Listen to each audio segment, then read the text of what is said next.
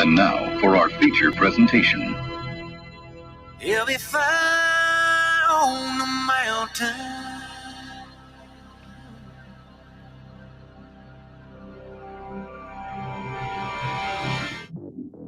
JB and Darren on the JB and Goldwater Show. Line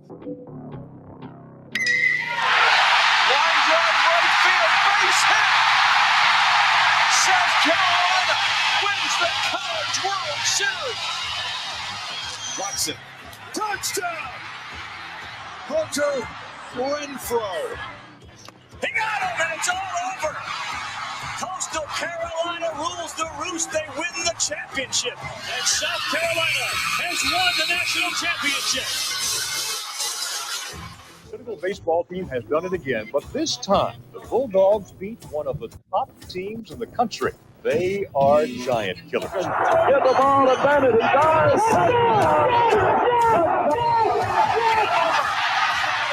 Gamecocks are in the Final Four.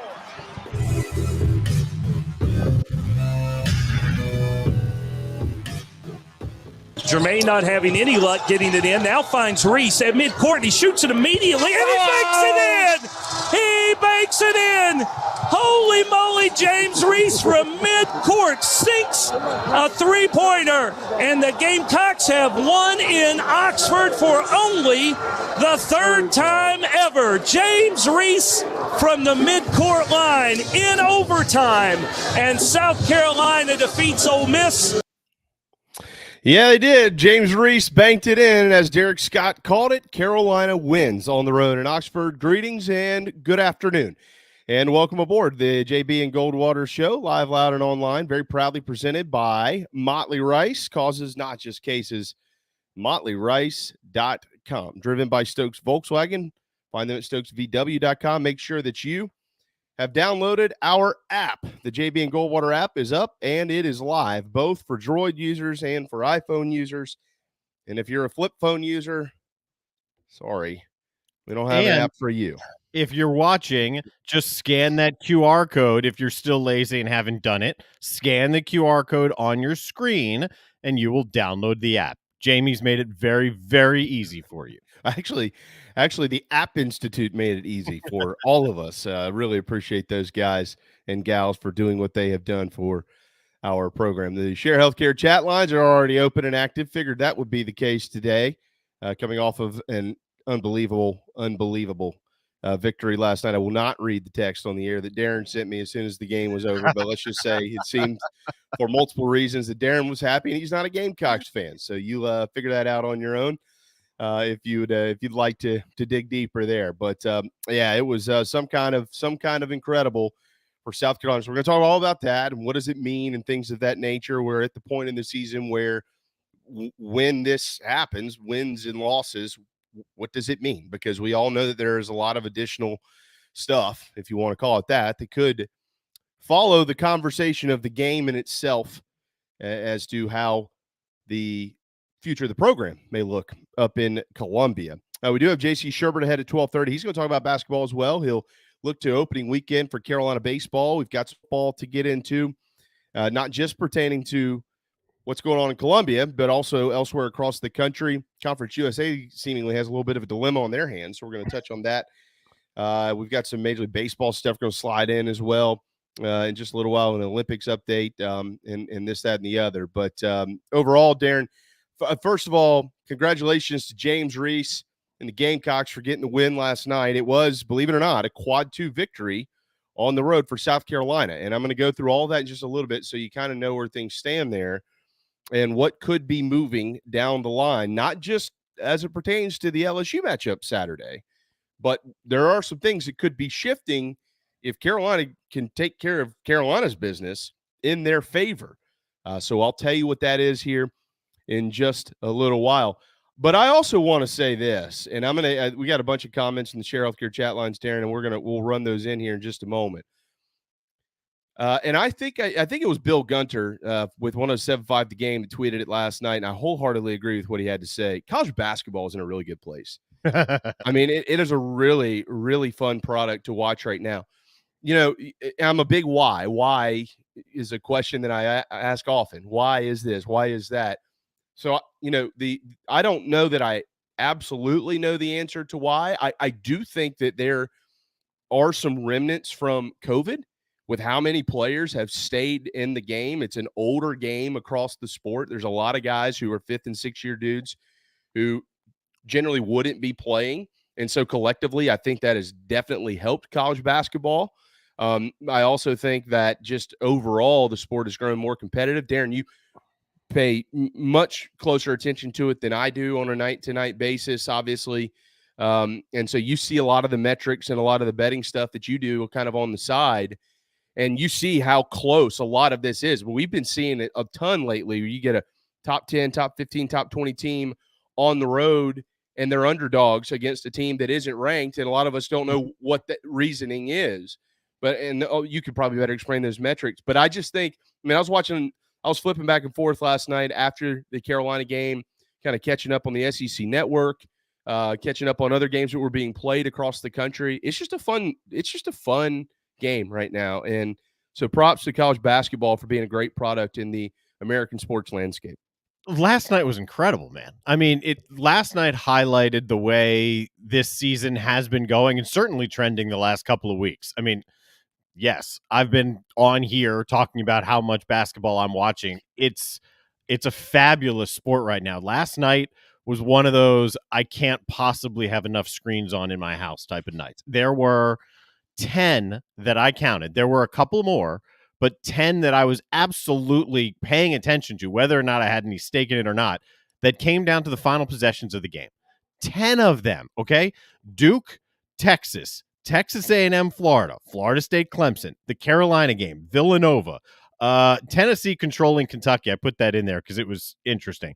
Iowa State was 1 possession. Wisconsin was 2 possessions. Penn State at the very end, that was a 2-possession game. It was just back and forth, just like whipping your head from one screen to another. And that's where college basketball is right now. That's why this tournament is going to be a ton of fun. I don't think it's going to be a ton of fun like there are these lower level conference guys that are going to come shooting up into the Sweet 16 Elite 8 type fun. But there are a lot of programs in the major conferences, programs that you're familiar with. The depth of that group is deep. And that, to me, is what's going to make this fun, because it's going to be teams and names. You might not know the rosters, but the teams, the names, the mascots that you know well. And a lot of them are going to go, whoa, wow, what, Tennessee beat Kentucky. How about that?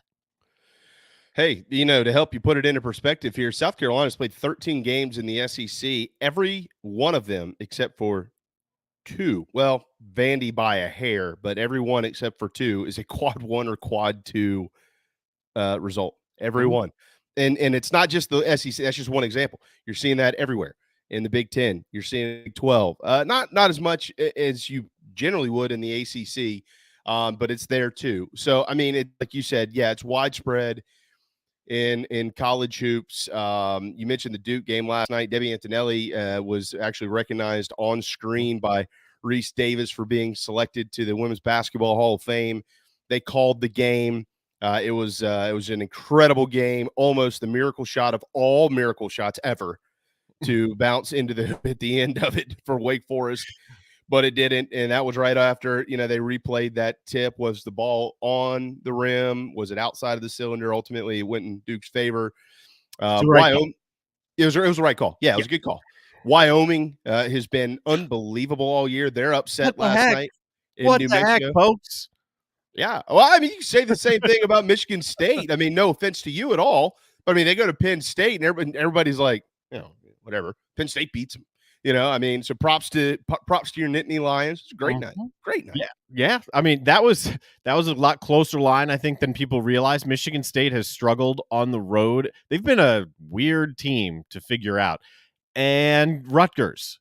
Keep an eye on Rutgers. They're back in action tonight. Rutgers, in consecutive games, has knocked off 3 of the top teams in the Big Ten, and now they got Illinois tonight.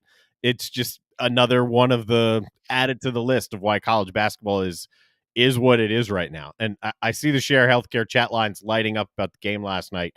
We'll get more into that. I'll lead this off by saying it's fun to be right, because what I said yesterday, pretty much how that game went. Absolutely. Yeah, it was fantastic. The Share Healthcare chat lines, sharehealthcare.com. By the way, I'm not sure how many of you listening and watching have gone through Share Healthcare for your healthcare, but apparently a lot because we keep getting fantastic reports from them. That's awesome. Take care of your family with Share Healthcare, sharehealthcare.com. All right, we'll just come down the list here, and then let's get into the game and what happened last night. By the way, Clemson lost last night to Florida State, and their season, anything for the postseason, is just out the window. There were they got a long ways to go. Yeah, 66 free throws in that game. Yeah, 66 of them. Ugly. Yeah. Ugly. Yeah. Craig says, James freaking Reese. Jamie, we'll come back to it, guys. If Carolina makes the NIT, does Ray keep Frank? Hang tight. We'll get back to that just a little bit. Craig says, I thought he'd at least take a dribble. Somebody texted me the same thing last night. Speaking about James Reese on the inbound from Jermaine Couisnard, the guy that texted me that, I texted him back. I said, well, that shows what you know. James Reese knew exactly what he was doing. Frank Martin, by the way, said that. He, in his post game, said that was first of all, this was like the, I don't know, third or fourth option. But if it got to that option, he told the guys, you got time for a dribble, then a shot. But hey, it worked. Yeah. It whatever. The ball fell through the hoop. Who cares? It's like the touchdown pass in the game. Well, did you design it that way? No. It doesn't matter. We scored. All right. Yeah, that's true. A lot of you yelling about yelling and waking up kids and stuff. That's good. I did everything I could to not wake mine up because they just didn't want to go to bed. Clint said, great win. Got to get better. Extremely sloppy on offense for a good bit of the game. And then a little back and forth here between Craig and Clint about A.J. Wilson. Well, I can tell you why A.J. Wilson's playing. They don't have a lot of big guys down there. Josh Gray can't play. He can, but very sparingly. I know he wants to play in the game this Saturday against his former LSU Tigers, but Josh Gray can't play much, and Wildens Levesque is domed up. He has got a bunch of ability, and he's thinking too much. He needs to just react and play the game. So A.J. Wilson's going to have to keep playing, and he's just going to have to play, and that's just the way it is. Marion said Jermaine needs to drive the ball in more. Seems like when he did, he was able to get it off the window a few times. Should have been and won. Yeah, so look, offensively, let's just be honest with the situation here. Yeah, Carolina at times, I don't really know what's going on offensively. Sometimes there is really no method to the madness. I'm not a big fan of just getting the ball down court, running into the paint and tossing it up there, or all of a sudden going, oh, crap, I got to find somebody who's open. That's not really an offense. Frank's offenses move the basketball from they get into the paint. I get it, but they move the basketball and then they work inside out. That's when his most successful offenses have been there. One of the things they've done a lot the last couple of weeks, Darren, you're a basketball guy, you probably noticed this, is Eric Stevenson has begun to get more inside, and they're working him inside out and then getting a shot to him off of that. And I'm not a basketball coach, but I've done enough research over the years.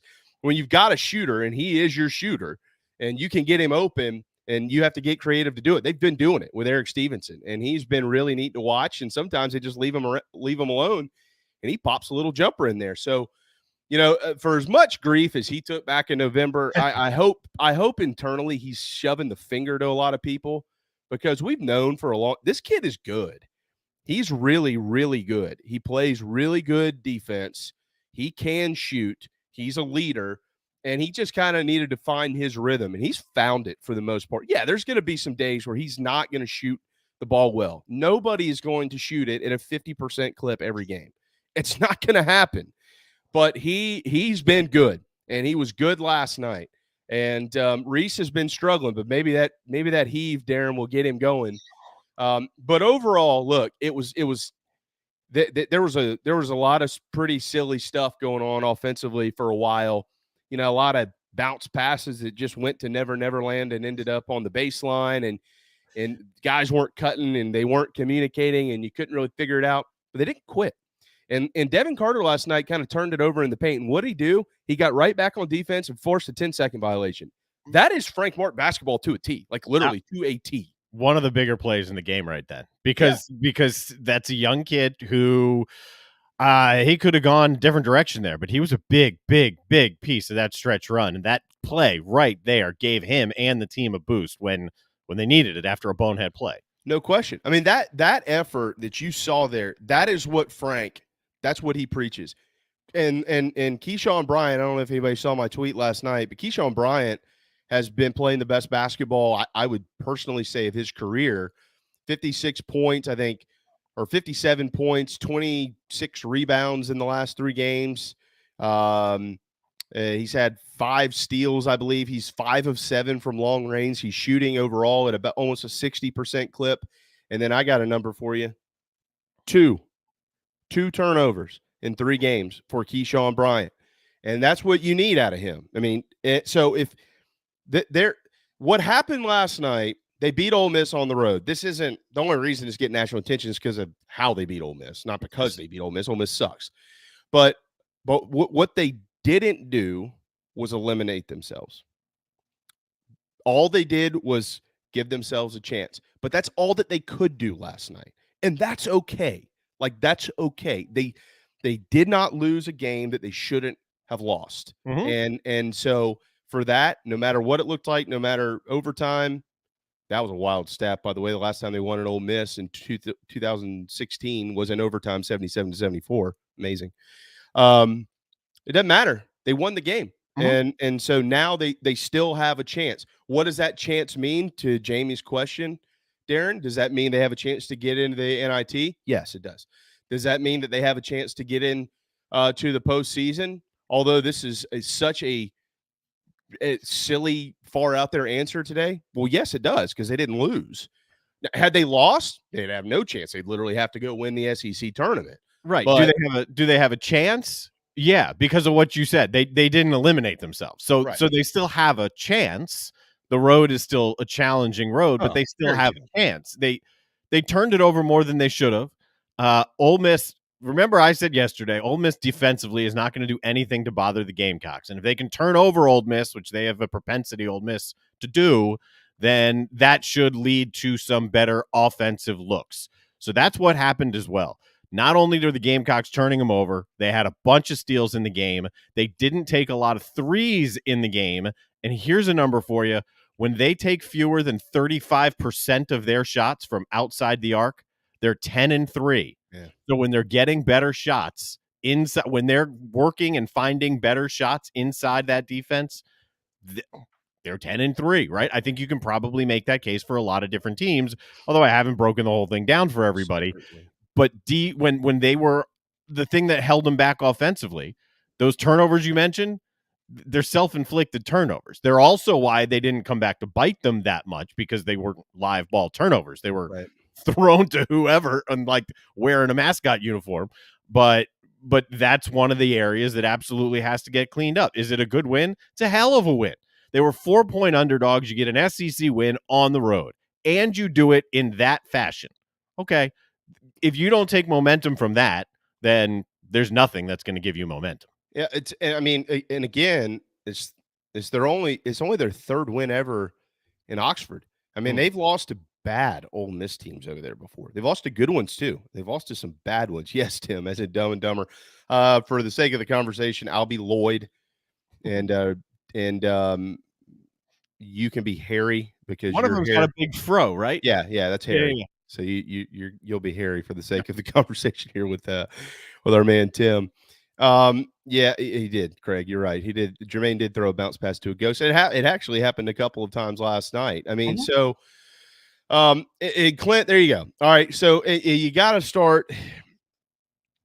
There's always, the detractors. I mean, I hope all of y'all don't invest all of your time in what people say in message boards and stuff and social media. Most of those people are, quite frankly, a lot of them are idiots. They just don't have much of a clue. Let me give you some real numbers.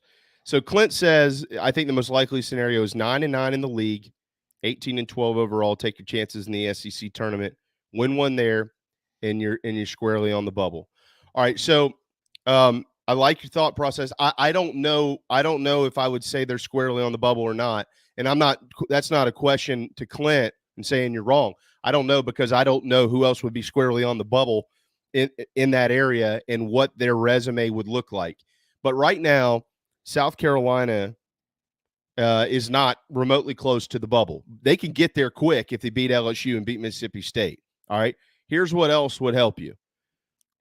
You're 1-6. If you're the Gamecocks right now, okay, you're 1-6 in quad one opportunities. The lone win, believe it or not, is on the road in College Station against Texas A&M. Even though those, a lot of people didn't think that was that big of a win, as you just said a minute ago, it was a big win. All right, A&M beat Florida last night, right? Just to be clear here. Sure did, by a point. In College Station. Mm-hmm. Just want to check on that. All right, their losses, Q1, Auburn, both Tennessee losses, Mississippi State, Kentucky, Arkansas. For the record, 4 of those 6 losses are net ranking top 10 losses. Kentucky, 2 against Tennessee and 1 against Auburn. It's incredible. Quad 2, Gamecocks are 4-2. All right, your wins, UAB, Florida State, which is close to quad 3, but if FSU can sneak a couple wins, they'll probably hang in there. Ole Miss and Vanderbilt. Your losses are Florida and Clemson. But Vanderbilt, all of a sudden, boys and girls, is a very interesting case. All right? And here's why. Because, number one, they're winning. They're 5-7 in the league, okay? They're 5-7 in the league and not 7-5 because Carolina beat them twice. And their wins are Georgia, Missouri, LSU without Pinson, Georgia, and Arkansas before they got good. That's right. But they still beat them though. They did. On the resume, they've got some quad ones. Does Vanderbilt? Mm-hmm. But here's why Vandy is so intriguing. Their net is 76. Darren, Carolina beat them in Nashville. Quad 1 wins on the road are 1 through 75. If Vanderbilt beats A&M this weekend, it's not going to knock A&M back more than 5 spots. It won't. So A&M will still maintain themselves as a quad 1 victory for the Gamecocks. It'll bump Vandy into a quad 1 victory on the road, and it'll bump the win at home from a quad 3 by 1 into a quad 2. So then you're talking about, let's play perfect scenario here. Okay, y'all want to let's just have some fun. Let's have a good Wednesday. Let's dream a little bit, okay? Instead of living in the dumps, let's dream a little bit. Carolina's 15-10, 6-7. You pull an upset over LSU. You're 16-10, 7-7. That gives you a quad 1 win. And Vanderbilt beats A&M. That gives you another quad 1 win. It gives you another quad 2 win. All of a sudden, you're 3-6 with quad 1 opportunities, and you're 5-2. That gives you an 8-8 record against quad 1 and quad 2 opponents, literally within 2 hours. So things start to change a little bit. And now you're sliding up in the ticket. If you can get there, and they're not far away from it, believe it or not, by record, if you can somehow, some way, depending on what happens around you, ease your way into the 5 seed going into the SEC tournament, you get a couple days off, and then you draw the winner of, game 4 or whatever it would be. So you get a better draw, basically. So we'll see. That we're just dreaming and having fun with it, Darren. But that just goes back to what I said a little while ago. They didn't eliminate themselves. They gave themselves a chance. You picked, whether intentionally or not, it's turning into, as the season goes along, this LSU game is about to be the most important game of the year. You can now say that for the Gamecocks as they put together wins or losses right here, because everyone is important. LSU has Pinson back. They're 2-0 since Pinson came back, snapping their skid. They're going to demolish Georgia tonight. So they're going to have a 3-game winning streak coming off an absolute whipping of Georgia. I'm assuming that's going to happen.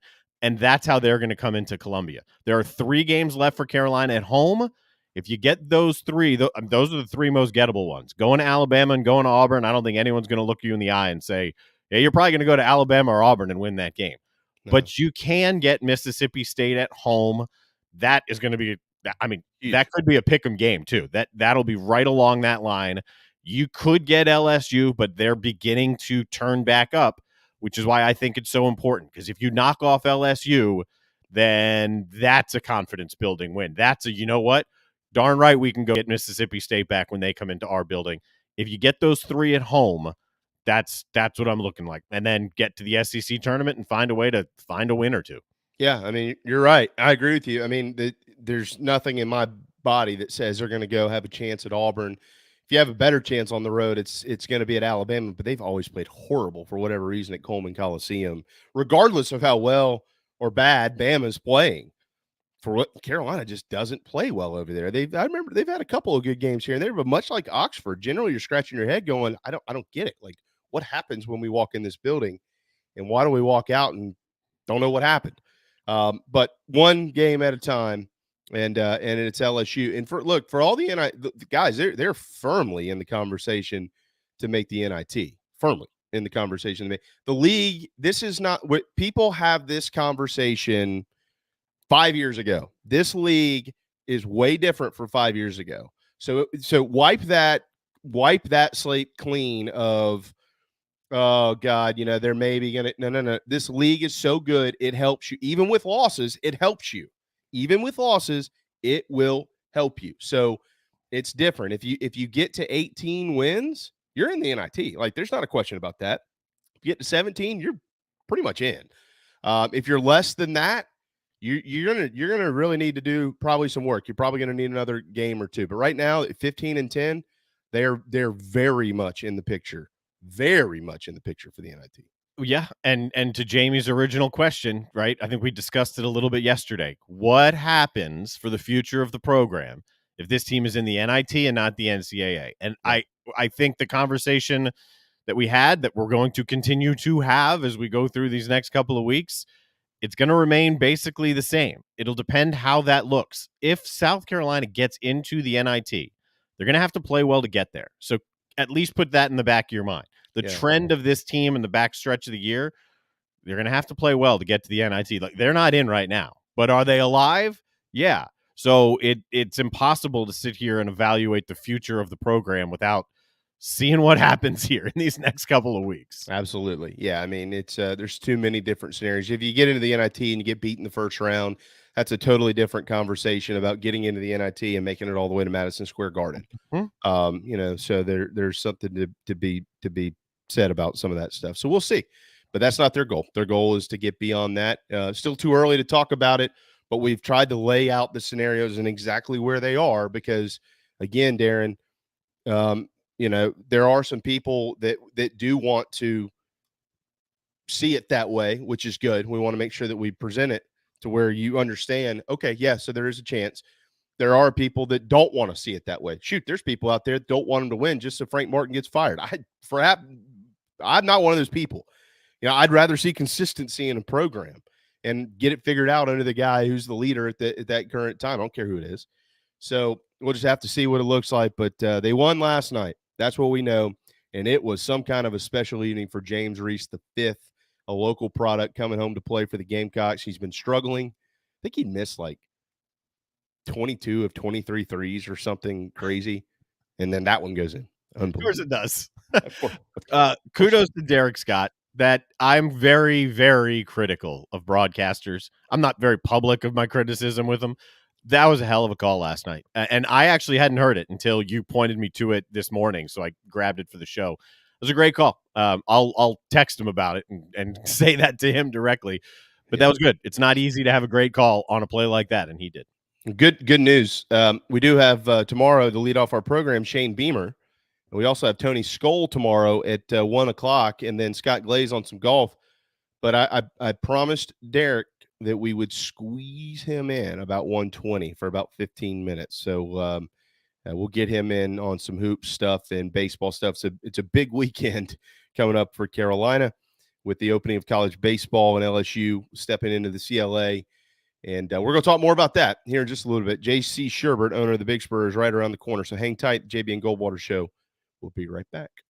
This is Mike Mazzell for Stokes Volkswagen on Ashley Phosphate Road. You know what happens when you sell record numbers of new vehicles? That's right, we take in record numbers of local trades. Despite what the news is saying, quality pre-owned vehicles really aren't that hard to find. You just need to know where to look. Stokes Volkswagen on Ashley Phosphate and on the web at stokesvw.com. We've got over 1,200 pre-owned cars, trucks, SUVs, and all at a fraction of the price when new. Every vehicle has been inspected and reconditioned, many with the balance of factory warranty. Best of all, at Stokes Volkswagen, you don't need need the perfect credit to get approved for a quality pre-owned vehicle. And we'll take any trade in any condition, even if you owe thousands more than it's worth. Don't forget, we'll buy your car even if you don't buy a car from us. You're going to love our pre-owned selection, I guarantee it. So come see us today at Stokes Volkswagen on Ashley Phosphate or StokesVW.com. Peace and love at Stokes VW. Negative trade equity finance to new loan, subject to lender approval. People don't like to get stuck in traffic, stuck in the mud, stuck at work, and to others you probably don't think much about, stuck with a big medical bill or stuck with a healthcare program that doesn't fit who you are. Experience true medical freedom with Share Healthcare. More affordable, more options, user-friendly, and biblically sound. You can join right now. Explore a new way to show you care with Share Healthcare. Join us today at sharehealthcare.com. sharehealthcare.com. Wando Power Equipment, the trusted home of Hustler zero-turn residential and commercial mowers. There is nobody more trusted in South Carolina than our friends from Wando Power Equipment. They've been providing elite commercial and residential service for over 30 years. Landscape Services have turned to their selection of Hustler zero-turn mowers like the Raptor. Bigger, stronger, faster, and the most durable Raptor Hustler has ever designed. Located on Daniel Island and online at wandopower.com. Wando Power Equipment, owned by the Price family, the home of Hustler zero-turn mowers, rentals, service, and specializing in family and friendship. You hear me talk about Dog and Duck all the time, and there's no other place I'm going to watch my college and NFL than the Dog and Duck. They have 3 locations, Bell Hall, Park West, and Clements Ferry Road. They have specials all football season long, like $12 pitchers of their own D2 brew, $5 pints of Sierra Nevada, weekly pick'em sheets with prizes, and the best wings in town, bar none. For all your football, college, and NFL, the Dog and Duck, Clements Ferry Road, Bell Hall, and Park West. Motley Rice LLC is a law firm with international reach, but it hasn't lost its Carolina roots. The Motley Rice team fights every day for people harmed by products including asbestos and talc exposure, medical drugs and devices, and also catastrophic injuries and auto recalls, including dangerous Takata airbags. Motley Rice is headquartered in Mount Pleasant at 28 Bridgeside Boulevard. Visit motleyrice.com. Thank you, Motley Rice, for supporting the JB and Goldwater Show and the Big Gamecock Preview Show. Your online radio. The new online radio that makes you happy. I got honeybee beating on my screen door. I got a little buzz in my head. So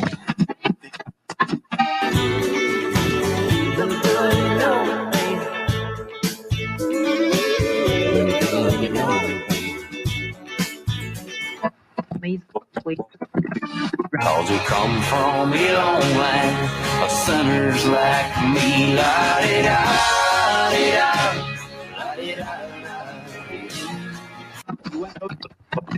And you were listening to the JB and Goldwater Show, live, loud, and online. Don't cry for me when I'm gone. Just put a quarter in the jukebox and sing me back home. I did play that song last night, JC, after Carolina pulled off a shocker at the end of overtime in Oxford. What did I do immediately? To the record player. Turn on the Chief. JC Shurburtt, owner of the BigSpur.com, joins us today following an amazing night for the Gamecocks. What's up, man? Yeah, what's going on, guys? Good to be with you today. And I had sinners like me in my head today when I was doing carpool this morning. That's always fun. And rocked that a little bit out today, so I felt good about that. Well, your boy Hale is kicking up dust on Twitter today. I saw that. I love Hale. I mean, well, look. I mean, for Hale. People need to quit. If you don't know what you're talking about, stop talking about it. I mean, why would you do that? Come on, man. I know that in that building up there, and I know a lot of people in that building that I believe I have respect for.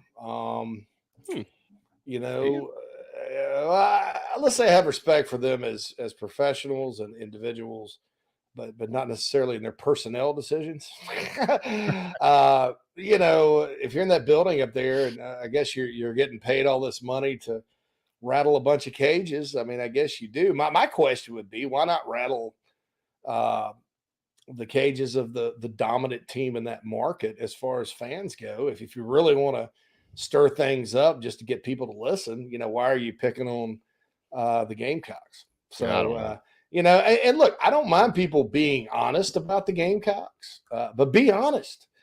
Don't sit there and say crap like, oh my God, just say crap like, what was it? Oh, what they need to get rid of forever to thee.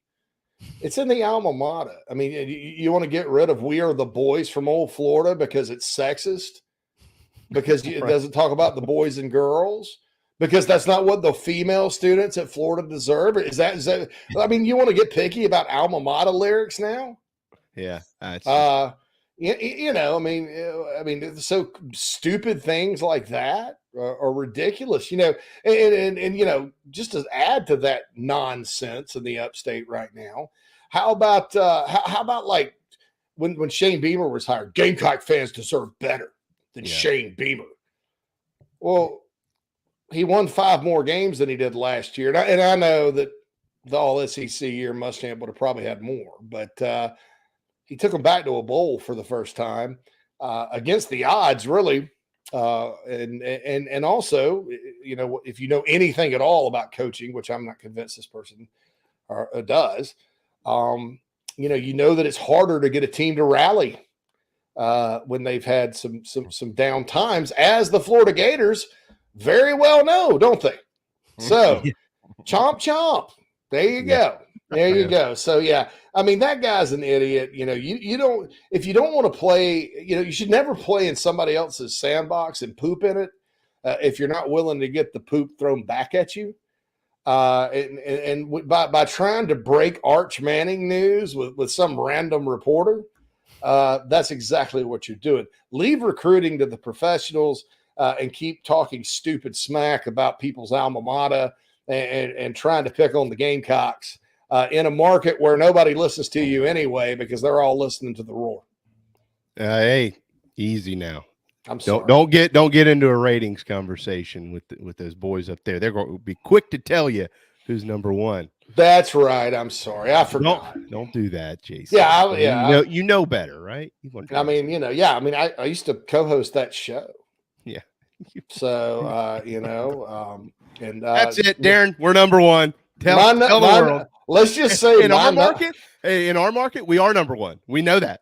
Yeah, it's true. Let's say my numbers on this show are probably 5 times as big as anything we ever did there, and I was beloved because it went in Spartanburg a lot. So I had people that have known me my whole life that listened every day, including my late grandfather, and it was great. It was great to work with Greg, and like I said, I got a lot of respect for a lot of people in that building, but unfortunately, the pot stirrer, the poop stirrer, the poop sandbox guy, the alma mater lyrics connoisseur is not one of them. No, and that's unfortunate because I used to like him. I used to do a show in other markets. I had no idea that he was going to come into that market and insult the intelligence of all of his listeners. Everybody in town, everybody in that market, and then, of course, the entire Gamecock Nation and most Clemson people as well. No idea. Did not see that one coming. So I'll just say that sports radio listeners in the upstate deserve better, and hopefully one day they'll get it. They do have it. They just download the app. I forgot. Come on, man. Wake up. Yeah, some folks are. They're like, oh, my God. It's easy. You download the app. Some of the folks are like, I don't know what the app. What is an app? Yeah, you talking about fried mushrooms? Because I like those. Okay, well, they get you some fried mushrooms if that's what it takes. A dog and duck, right? Yeah. Oh yeah, sure. You get fried pickles there. You can get mushroom. Some dude had onion rings yesterday that looked real good. That sounds fantastic. And in the upstate, it's going to be hard to beat the onion rings at the Beacon, but I digress. Yeah, that's true. Chili cheese aplenty. Walking. I love that guy. I loved that guy. All right. Yeah, Clint, you know, Clint. Come on, spread the news. We are number one. I think there was a rap song about that at some point. JC, last night, South Carolina goes to Oxford, and James Reese V banks one in. I may mention earlier, this was significant. No, I mean, yeah, what happened, number one on SportsCenter, top 10, all that stuff. Yeah, I get it. The glitz and the glamour of the heave. That's fantastic in itself. But here's what they did. They just didn't eliminate themselves. They continued to just give themselves a chance, regardless of whether people want to give them a chance. They have a chance by virtue of winning the game. They're 15-10. They're 6-7 in the SEC. It's the best that the league has been in a long, long time, JC. So walk me down JC Shurburtt Lane and tell me what you're thinking right now as it pertains to the basketball program. They're set to welcome LSU to town this weekend. And by the way, and I know that you're going to do this in just a little bit or whenever you want to. Darren, I see your note. Give me just a minute. But here is my pitch to Carolina fans anywhere and everywhere. It's a 3:30 tip on Saturday afternoon. If you've been alive, for 25 years or so, then the 1996-97 team should mean something to you. I know it meant a lot to me. The 1971 team should mean a lot to a lot of people. The greats who have done anything in this program were on those teams, and they're going to be recognized in front of what hopes to be a packed house, a Colonial Life Arena. And as Frank Martin said last night, look, our guys have a chance. I hope our fans will show up and support our players, and they're going to go give it their best effort. So if you could go. I'm taking my little girls for their first game ever. They're all fired up to meet Cocky and go get Casey Manning to give them one of their special coins. And I hope you'll all do the same thing. And if you hate Frank Martin, fine, hate Frank Martin. But I hope you'll support the players. I do. And I hope you'll support the players who were there in 96 and 97 and in 1971, because there's not a lot to be proud of in this basketball program, but those teams gave you a lot to be proud of. And I hope that people will turn out and watch them play. Yeah. And look, it's as we continue to move forward and kind of examine South Carolina basketball on the men's side,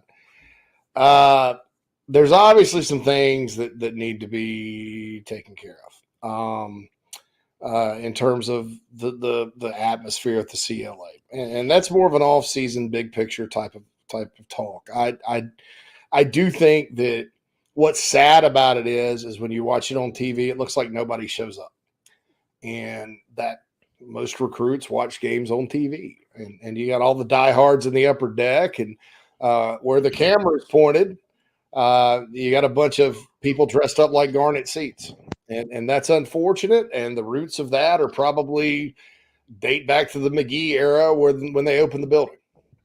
And that's just kind of the reality of it. Now, as far as showing up, there's a lot of times, there've been a lot of times over these, and I want to say the Tennessee game a couple of weeks ago, I thought the crowd was really good. It was good. Really had a good one there. And I think if you can have that kind of showing on Saturday, great. I know there's a lot of people that, are done with the Frank Martin era right now. And I'll just say, well, it's not over, as slim as the chances are of them, going on a big run and making the NCAA tournament.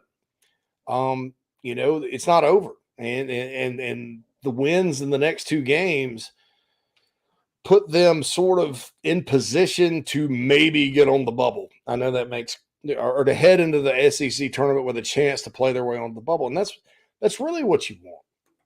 And too many times in some of these 16, 17, 18 win years, the last few years, even in the Final Four year, guys, there have been big home games late in February that, they don't get big crowds for whatever reason, or loud crowds for whatever reason. And that's sad, because I think a lot of fans at times have put the cart before the horse and said, well, if they'd win, we'd show up. Well, there's an opportunity here in a big game. And that just happens. But I think if they can get a crowd similar to Tennessee Saturday, it would be helpful. If I'm making a pitch to someone, I'm saying, look, I'm not Mr. Everybody click their heels together and and say there's no place like home and hold hands and sing Kumbaya, and you're not a fan if you don't show, and you don't have any right to complain if you don't show, because that's not the case. Right. But I'm just saying, I don't think anybody, if you're a Gamecock fan or a fan of sports or life, wouldn't mind beating Will Wade, right? Yeah. I mean, and I'll throw this out there at you. Will Wade is a Clemson graduate. If you didn't dislike him already, Will Wade did graduate from Clemson. He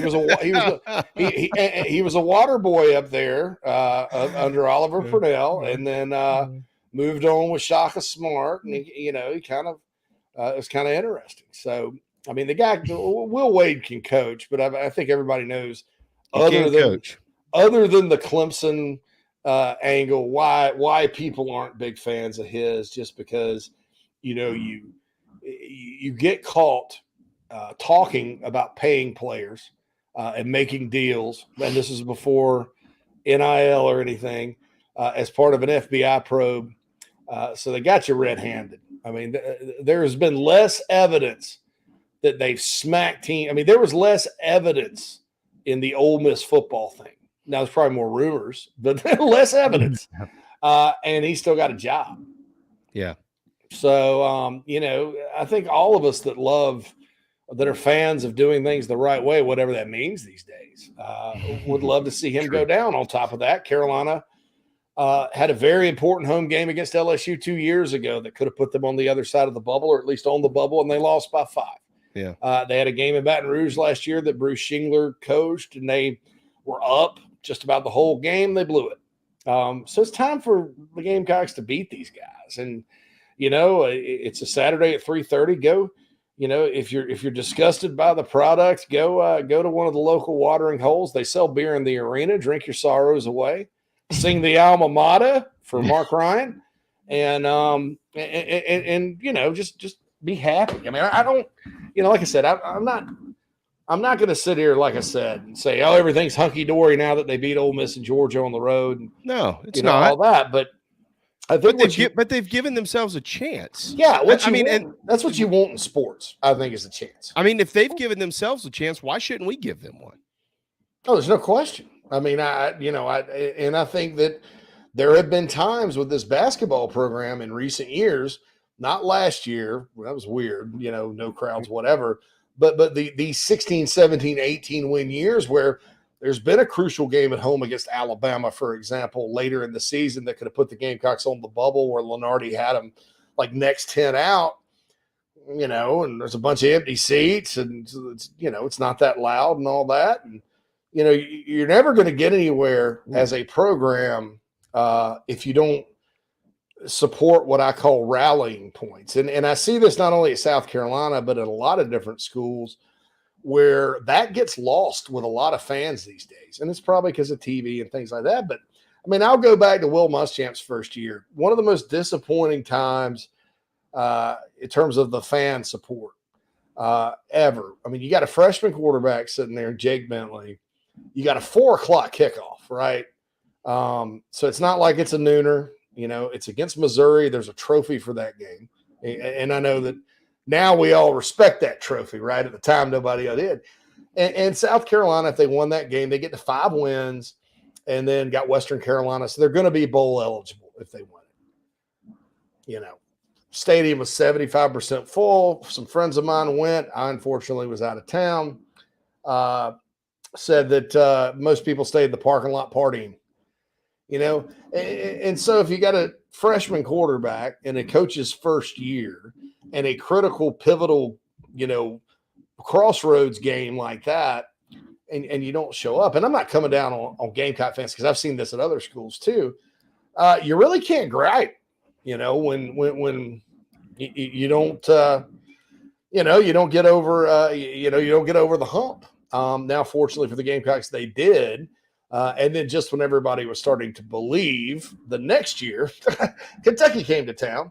And JB and I talked about that earlier. We don't have to rehash it. And that was a great crowd. But that's kind of one of those moments where I'm like, sometimes fans don't get it that, this team's not winning big, but there's a path. And sometimes as fans, you have to show up, to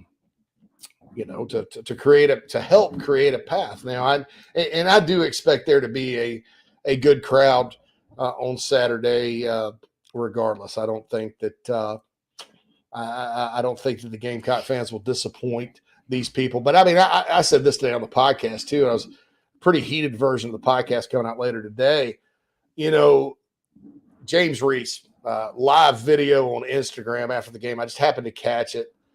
And he's talking about, hey, Gamecock fans, show up, show up, show up.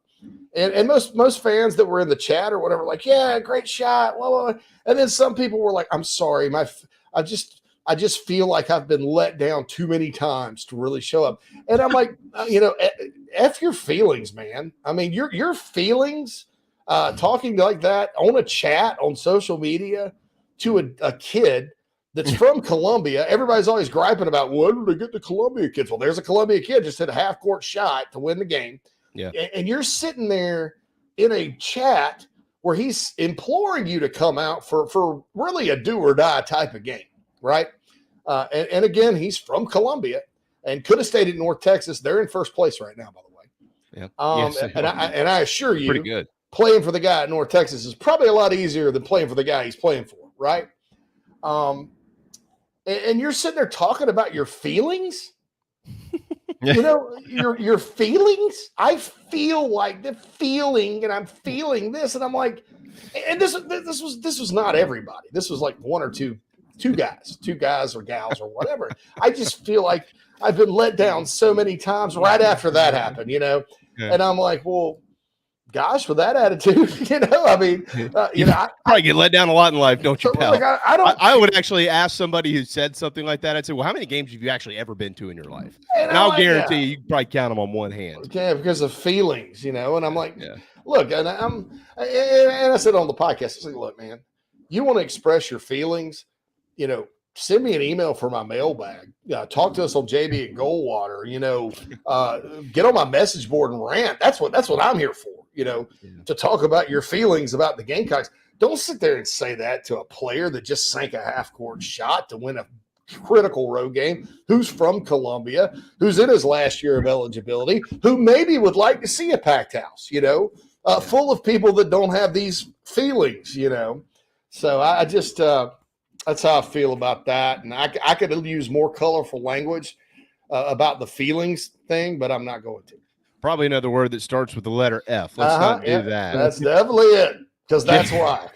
JC Shurburtt, owner of the BigSpur.com. I echo pretty much all of that. And again, it's we already kind of laid out the scenarios around here, so we're not going to get too in the weeds with it and what happens if you win and lose and all those type things. But lumping in what is happening in addition, I mean, I look at Saturday. I'll tell you the way I look at it. Speaking of feelings, that's what this is for. This conversation, I guess. Saturday's a big day for me personally, JC, which this show has nothing to do with the way I, my personal life. But when I was a kid, it was the ultimate honor and privilege to ride up a lot of times when my mom didn't want me to on weeknights with my uncle to go eat at Stuffy's. Who remembers Stuffy's? I know you do, JC, across the street from the old Frank McGuire Arena, the best food in Columbia at the time. Good Lord, yes. And we go eat at Stuffy's on a weeknight, and we'll go over to the Frank McGuire Arena, Carolina Coliseum, watch Carolina play, and then come home. And then my mom said, you go, but you ain't skipping school tomorrow. So get home late, get up, go to school. Well, I get to take my little girls this weekend for their first ever Gamecock event of any kind, but to go watch basketball like I used to do when I was a little kid and start our own traditions. And on top of all that, half court, at center court during halftime, the team that I used to go watch is going to be there. That's cool. Probably with the exception of BJ Mackey. I mean, he still coaching at Wake Forest, so who knows? Maybe he's coming via video stream or something. But everybody, Melvin Watson and Larry Davis and Ryan Stack and Herbert Lee Davis and Antonio Grant, Bud Johnson and William Gallman, all these guys that I remember like that are going to be there. And it just ties a lot into me. Maybe there's somebody else out there like that who's like, I didn't think about it that way. I think I will go, because it should be a celebration on Saturday, and hopefully they win the game to cap it off. Yeah, I mean, and look, I used to go down for basketball games with my dad. South Carolina hosted the Metro Conference tournament one year, and I went to the game against Southern Miss and game against Florida State. They lost, of course, but used to go down for Louisville games. I remember one year Louisville beating 59-55 at Frank McGuire Arena. I was in the Colonial Life Arena when they played Mississippi State at Odom's third year, NCAA tournament year. It was packed house, great atmosphere there. I was at the Final Four. I mean, my brother has a son, and he takes, he goes down from Greenville, Spartanburg, twice a year to go to basketball games at Colonial Life Arena. And so, and that's kind of what college athletics is about. It's about family. And, that's why I'll sit here and give some fans a hard time because, they're part of my family, and if your cousin's sitting over there drunk on the couch at Christmas crying about his feelings and grandma's over there not wanting to cut the turkey because, cousin Jim over there's, lost his wife or whatever, or lost his girlfriend or got stood up for a date or whatever, and he's about 12 PBRs in, you're going to look at him and go, "If your feelings, man, it's Christmas. Let's tighten up." And so that's kind of how I feel about it. But yeah, man, that's what it's all about. And I've told people the magic of South Carolina athletics, football, basketball, whatever. It's not the wins and losses, because God knows we haven't had it. Let's just say we haven't had enough good moments. But it's about family. It's about generations going to Williams-Brice and throwing the ball and putting something on the grill, and and then you bring your kids, and then their kids bring their kids, and you have the spot that you always go to, and you got most of them have, you have the charcoal, and maybe you set up nowadays the TV in the SUV, and and in basketball it's going down after dad gets off work for a Wednesday night SEC game, and you're excited and all that. I mean, it's about that, and that's what makes it special. So if you kind of look at it through those parameters, along with Will Wade, who does have a punchable face on top of being a cheater and a Clemson grad, you probably want to go. And I hate to say that because I kind of am a closet LSU basketball guy. I mean, I've with back Dale Brown and John Brady and those guys. I mean, I have nothing against LSU, but let's just say Gold Tigers. Yeah. They're a fun team to watch too. I mean, you don't have to like looking at the coach, but when they're playing well, they're a fun team to watch. It'll be good. You're going to see. They also lost to that same Ole Miss team Carolina beat last night at home in Baton Rouge. That's right. Yeah, they did. And I know Pinson won't be. Pinson didn't play. No, he will play this week, and we'll see what happens. But I know Josh Gray wishes he could be full strength, because I'm sure he'd like to dunk a couple on the heads of the Tigers, his former teammates there. But we'll see. We'll see how it all plays out. All right, it is time for a break. 12:57 on around here, at least a dreary afternoon. Hopefully it's not where you are. When we return, plenty more with JC. Baseball season kicks off on Friday. Certainly want to get his thoughts on that. We've got some Gamecock football to get into as well. And there is a dilemma in Conference USA. The girlfriend is breaking up with the boyfriend, and the boyfriend is saying, we still have dinner plans.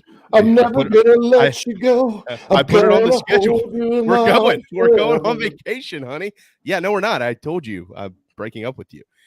So we'll talk about that as well. Hang tight. The JB and Goldwater Show, driven by Stokes Volkswagen. We'll be right back. Right here in our backyard is Motley Rice LLC, a law firm that hasn't lost its Carolina roots. The Motley Rice team fights every day for South Carolinians who were injured while traveling by plane or bus, harmed by medical drugs and devices, or burdened by dangerous auto recalls, including Takata airbags. Motley Rice is headquartered in Mount Pleasant at 28 Bridgeside Boulevard. We are honored to have Motley Rice as a sponsor for the JB and Goldwater Show and the Big Gamecock Preview Show. At Patriots Point Naval and Maritime Museum, families walk in the footsteps of our nation's heroes, the brave ones who risked their lives to defend our way of life. Home to the aircraft carrier USS Yorktown, USS Laffey, and the USS Clamagore, there's more than 1 million square feet of exhibit space to roam. White Glove certified, we have several new health safety measures in place to enhance the visitor experience. Come for the day and leave feeling inspired. One of the most impressive museums in the country, located right here in Mount Pleasant. Visit patriotspoint.org for more. We'll see you soon. People don't like to get stuck in traffic, stuck in the mud, stuck at work, and two others you probably don't think much about, stuck with a big medical bill or stuck with a healthcare program that doesn't fit who you are. Experience true medical freedom with Share Healthcare. More affordable, more options, user-friendly, and biblically sound. You can join right now. Explore a new way to show you care with Share Healthcare. Join us today at sharehealthcare.com. sharehealthcare.com. This is Scott Glaze, head golf professional at the Links at Stono Ferry, located on the outskirts of Charleston, South Carolina. I'm inviting you to tee it up on one of the most scenic and challenging courses in the Lowcountry. Our back nine is highlighted with 3 holes that border the Intercoastal Waterway. Visit stonoferrygolf.com to book tee times and discover all that Stono Ferry has to offer. The Links at Stono Ferry is a former South Carolina Golf Course of the Year and is also home to the College of Charleston men's and women's golf teams. Come see us. We would love to have you. stonoferrygolf.com.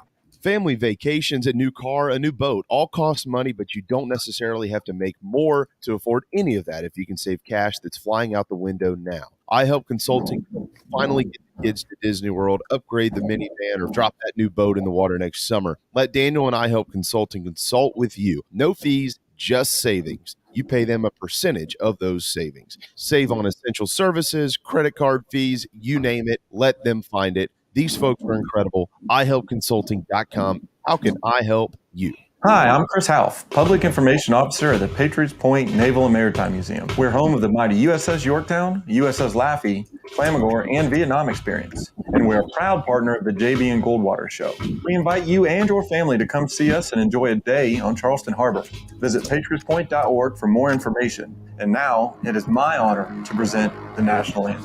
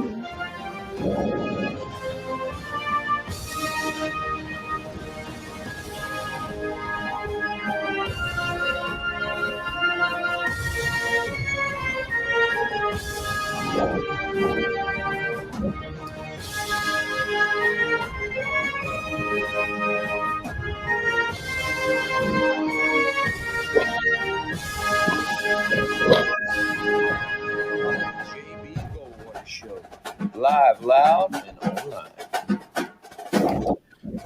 All right, 102 final hour on this rainy Wednesday afternoon where we are. We hope it's not where you are here in the low country of South Carolina. The JB and Goldwater Show, very proudly presented by Motley Rice. Causes not just cases, motleyrice.com. Share Healthcare chat lines are open and active. They always are. We hope that you'll comment there as well. We'll plug you into our program. Follow us on social media at JB and Goldwater, individually at Sports Media JB, at Darren Goldwater, at JC Shurburtt. He, of course, owns the Big Spur and joins us for an hour or an hour and a half or however long he wants to every Wednesday. Tomorrow, for those that haven't heard, at 12:05, I believe, on our program, head football coach Shane Beamer will jump in and chat with us ahead of a couple weeks ahead of spring practice and much more. So certainly looking forward to speaking with him. We also have Citadel baseball coach Tony Skoll tomorrow, voice of Carolina basketball and baseball Derek Scott, and on the heels of the Waste Management Open and a bunch of wasted people. They're in Riviera this week too. This week's a massive tournament. Like everybody there. Are they going to be throwing beer cans? Anyway, at the end of the day, I guess I don't know. We'll find out because Scott Glaze will be with us tomorrow too. So it's a pretty packed Thursday on our program. All right, let's grab a couple of things here and plug them in. We tell you to comment, so we want to make sure that we get them in. Adam says he hits up rushes. Yeah, everybody loves rushes, Adam. Adam, that's a different Adam. Adam Bush says, JC, it really is. My first Carolina football game was before I could walk. You talk about USC athletics, and I immediately think family. Absolutely, Adam. That's how it's been in my family for 60-plus years. The Conference USA mess is crazy. Yeah, say that. Pierce says, it seems like every time we've been in this situation in Frank's tenure, we've fallen on our face. That is why many are afraid to believe and hope and support. Yeah, look, that's an interesting comment because I don't agree with that. Pierce, there have been times, I think most recently, we can all agree 2 years ago before COVID shut it down, South Carolina was Darren, if they beat Vanderbilt in the last game of the season up in Nashville, they would have gone to 19-12. And at that point in time, folks felt very comfortable with their position to get into the NCAA tournament following a couple of rebuild years from the Final Four run, in which, by the way, they were never under 500 in either one of those seasons. And they lost. They lost that game. So by virtue of that loss, they were going to have to go win a couple in the SEC tournament to really maybe get back in there. If not, then they were definitely going to the NIT. And yes, there have been some other instances where you feel like, okay, you can turn the corner, and then they just don't turn the corner. So, but with all that being said, JC, I've never looked at anything like that. I look at every season, every game, every instance for what it is, because I don't see what happened in 2020 as being having any relevance on what could happen this coming Saturday, and for that matter, the following Wednesday, and things of that nature. I mean, I go back, JC, you'll laugh at this because we're about to start talking about getting into baseball season. But I remember back in 2010. I remember at the end of 2008. I remember the end of 2009. I certainly remember 2010 when Clemson beat the tar out of the Gamecocks early in the season, and everybody fire Ray Tanner, fire Ray Tanner, fire Ray Tanner. A couple months later, they're national champions. I remember they lost 5 straight in football in 2007. Oh, Spurrier, he just doesn't have it. He doesn't have it anymore. Well, that wasn't true. So, we just don't ever know how it's going to work out. And in 2010, the way that, big games unfolded, Alabama or whatever, Florida, whatever game you want, they unfolded differently from 2 or 3 years prior. So, Steve Spurrier had some games early in his career that could have really got us over the hump, and it didn't happen. Same thing in baseball with Coach Tanner, and it didn't happen, but it did happen a couple years later. So I don't have a problem with how people think and feel. I'm not telling you to think differently or feel differently. I just personally don't go down that road. I look at every game for what it is. Yeah, I mean, I think you got a good point. I think that when you look at this season, it's I think the problem, there's 2 problems people are having with rallying for the game Saturday, because that's basically what we're talking about, right? The first thing is that we have been in with South Carolina basketball kind of a Groundhog Day type of situation with the year before the NIT and the Final Four. That was a 17-16 kind of thing. Yep. So there's 16-16, 17-16, then 18-13, where there were games down the stretch that could have made a difference that didn't happen. Number 2, I think people are still having flashbacks of the Will Muschamp era in football, where they're just time and time again, when people started to believe and all that, that they just got their teeth kicked in. And I think some of that, there's some carryover probably from the baseball situation too, which we'll talk about. But with last year's regional, when it's just disappointing when you score 1 point or 1 run. And I mean, I guess that's baseball, but you have Dallas Baptist come into your place for a super the next week. And, this program's kind of used to being successful in that sport in those situations. So I understand the mentality, but you're right. Every season and every game stands on its own. And look, I'm going to tell you the bottom line here, and this is my opinion. There is a very, very small possibility, like minute, that this team, the one of two outcomes doesn't come out of the season. And a lot would have to happen for the third. But there are two outcomes. Either this team's going to the NCAA tournament, or the people that don't like Frank are going to get their wish. There's going to be a new coach. I mean, now, if they get to the NIT and they get G.G. Jackson and recruiting and all that, well, it may get there may be a little gray area. If they won the NIT, maybe there's a little gray area. But, I mean, the high probability is the one of two things is going to happen. So if you don't like Frank Martin and you're sick of losing in basketball, then, you're either going to be happy because your team's in the NCAA tournament. Now, I did have one asinine comment today that said, do you think just making the NCAA tournament is going to even be enough? And the answer to that is absolutely yes. Number one, Frank Martin's never lost a first-round game at Kansas State or South Carolina. He's one of the best NCAA tournament coaches there. The problem's been getting there. Once he gets there, he's really good. So the chances of them going one and done small. But then number two is, if you just get there, let's say they do go one and done. That's the whole point. That's what you do in college basketball. Get to the NCAA tournament.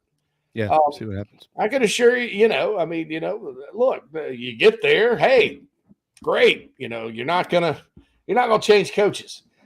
There's no off the court scandal with Frank Martin, even though some people create that in their minds because he's mean or seems mean. I'm sorry, seems mean, says dirty words. And look, if you don't like the language, I get it, but don't go to the games. Turn your kid's head on TV. If you can't handle it, I'm not going to judge you for it. If that makes you uncomfortable, I'm not going to judge you for it. But, the rest of us don't mind. All right. The vast majority of us understand it's athletics and it's competitive. And if you watch Kermit Davis's lips last night, who everybody just probably thinks is some grandpa at Ole Miss, he let about 4 F-bombs fly right there in a row, and you could read his lips. So don't sit there and act like Frank's the only guy saying bad words. He just looks like the abominable snowman when he's doing it, because that's how he looks. So you're essentially upset with Frank because of how he looks, because he's this big, intimidating guy. Okay. So beyond all that, there's either one of two things that's going to happen. I mean, the chances of any other scenario happening with Gamecock basketball this year is very, very slim. So, hey, look, may as well pull for these guys, pull for the players, see what they can do. And honestly, if they lose, no skin off your back, you're going to get what you want. If they win, great, Yeah. Hey, then that's what everybody wants anyway. So, that's my thing. And I just, that's kind of the way I look at it. I'm not, I'm not advocating for anybody. I've stood up for Frank Martin a lot, especially with the cussing thing, because I think that's ridiculous. But I mean, Steve Spurrier didn't cuss. I could give you an example. Coach Tanner. Coach Tanner was. Yeah, I mean, do the people that don't like Frank's words, do they not like him publicly, or do they just don't like the words? I guess. I think that there's more to it. I think they don't like him. Yeah, I've been around coaches before that publicly, right, give off this perception of never saying anything like that. And then you get behind closed doors in meetings, and it's, 4-letter word after 4-letter word. There's people that want Greg Marshall to take this job. I saw that. Get this job, and it's like Darren squashed that yesterday. Woo, shoe buddy, And so Greg Marshall behind, No. Eddie Fogler was not a guy that. Come on. So let's just be adults here about that. And if you don't like Frank, it's because you don't like Frank. And that's fine. He's not for everybody. I get it. I like the guy. Now, Does that have anything to do with my opinion as to what should happen to Carolina basketball after the season? No, I think the program, honestly, if it's another 17-win deal where they're, borderline NIT, if they get in the NIT and they're 2 or 3 wins away from getting in the NCAA tournament yet again, then that means this program is stuck. It's stuck like right on the cusp. On the border. Yeah. Okay. Yeah. So that's the deal there. And I'll respond to this Adam comment here. Adam, if you're a coach, that's your style of coaching. Yeah. Okay. And that's fine, because like Shane Beamer's like that, very encouraging, very happy. But I'll tell you this right now, and I would agree with the people that were critical of that, of his sideline demeanor. I would agree with him if it weren't for the fact that every single player that's played for Frank Martin loves him, even the guys he kicked off the team and transferred. I know. And if it weren't for the fact that he has a long-standing relationship with all of these players, and he's helped them in life and all that, and you talk to all these guys, they're like, yeah, Coach Frank's a tough coach. Man, I'm glad I played for him. I love Frank, and he's a great guy. When have you ever heard anybody come out and say anything like they said about Bobby Knight? Never. And if that happened, or about Greg Marshall for that matter, So if that had happened, I'd be right there with you. There's no place for it. But, if the players aren't complaining, they signed up for it, and I don't think it affects their play, that kind of thing. So anyway, that's my take on that. But, folks just need to realize again, one of two things, is going to happen. Yeah, Elizabeth's right. Cheat, cuss, tantrums, don't care, just win. Me too. Yeah. And one of two I agree things with that. happen. So that's my thing. And, my opinion is if the program is still stuck, it's been 10 years, 5 years since the Final Four, maybe it's best for everybody involved to move on and see if somebody else can come do it. I have my doubts they're going to find somebody. I mean, there's a lot of college basketball coaches out there, so they may strike the lottery. But, I think at that point, if you're Ray Tanner and the administration, you have to take your chances and say, all right, well, we need to try to, sledgehammer the ceiling and see if we can break through because we're just kind of stuck. Yeah, I agree with that. I see who was it here? Jamie. Jamie, we've said this a lot around here. Nobody would care what he does if you're winning games. I mean, I sure didn't hear anybody in 2016 and 2017 complaining about Frank Martin's potty mouth or chewing players out when he sits them on the bench. Nobody cared about that. I mean, he did the same thing in Phoenix. He did the same thing in Madison Square Garden. He did the same thing in Greenville. He does the same thing at Colonial Life Arena. He did the same thing at Kansas State. That's just his style of coaching. It's an old school way of doing things, and I have zero problem with that. That going in. People talk about G.G. Jackson. Well, if this was really some huge deal, why would the best player in the country even consider playing for him if it's some big problem? Yeah, it's a positive for Gigi because he's got a relationship with Frank. He does, and that's my point. Like, people who have a relationship with Frank understand that there's Coach Frank and there's Frank, and Gigi gets that, and he knows that Coach Frank would be good for him, and he knows what Frank is personally speaking. The shooter who just committed, the name slips my mind, but that's what he said when he committed. He wants a guy like that. That's what he wants in his coach. It's a personal style. Elizabeth, name one. No, hold on. Elizabeth, he is not winning now. What was their record last year? Anybody know? Well, Elizabeth, hold on a second. Right. I mean, over the tenure. No, I get that. But we're not going to keep going. They're 15-10. 6-7 in the league. They're not 6-15 like they were last year. What excuse did he make? Has anybody heard one? What did he make? What did he say? Nah, I don't think any of that. Any of last year was an excuse. He did make an excuse last year. He had COVID and they were shut down for a total of about a month. Yeah. So what excuse is he making right now? Anybody, come on, somebody give me the real hard evidence. Come on, Elizabeth. He's telling you what we've been talking about. And I'll defend Elizabeth here because, I mean, her comments are, she wants to change, and that's cool. But the reason we're having these conversations is because there hasn't been consistency. And we have the conversations of, okay, let's get to the end of the year before we're going to make up our minds. Exactly. Like it should be. Right. All right, I'm going to respond to this one, Elizabeth, this very big point.